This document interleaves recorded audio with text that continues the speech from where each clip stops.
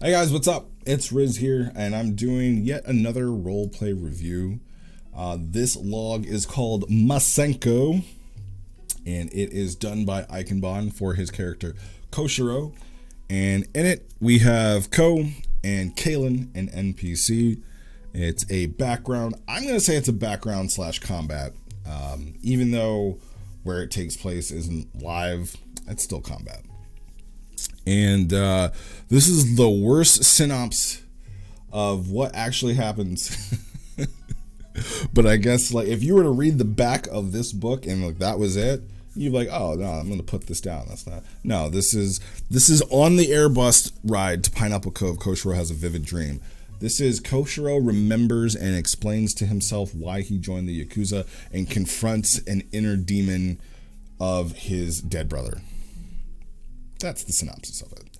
But in this log, yeah, it's a dream. It's a dream log, which, excuse me personally, I'm always a big fan of. I always love dream or alter realities or different dimensions because you can really play with physics and you can do whatever you want. It's kind of like Doctor Strange. You can go into your own mirror dimension and all of the rules of physics and reality are out the door, and you can do whatever the hell you want. You can be walking down a hallway like we are here, and it can take you 8 years to get down that hallway. You can start as a young child, and by the time you get to the end, you're a fucking 80-year-old man. I love that about dream sequences when they're done right. But before we get to the meat and potatoes, the opening of this log is very touching, and it's very real. It like Ike really digs into personal, I would have to assume, personal experience of just like family reunions. This is what this seems like a family dinner or some sort of holiday where the family all gets together. Koshiro's in a nice suit and he, comes out of the bathroom and his younger brothers and his younger cousins are just rambunctious and playing. And he's like ducking because they're just so wild. And then he gets into the living room area or the dining area, and he's got his dad, but his dad's not looking old. His dad's looking young and fit. His grandmother who passed is there. His grandfather who was sick is there. But right away, you see that like all these people who were either dead or gone or looking younger are gone. That are gone in real life, that they're there in the dream, but his mother is still gone. And it seems like the way the dream world was working is that she was there because his dad goes to put his hand on hers and she's not there. And then he turns and sees Fuwara, his woman, and it's just a really touching opening scene. And you're like, oh, that's what he wants, right? Like that.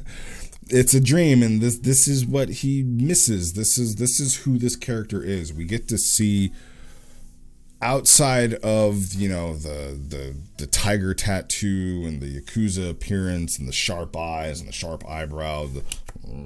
We get to see like what is really on the inside of this person, inside of his soul, and this is what he's always wanted.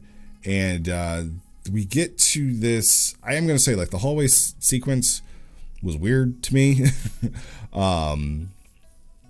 The part with his son outside playing basketball was also weird.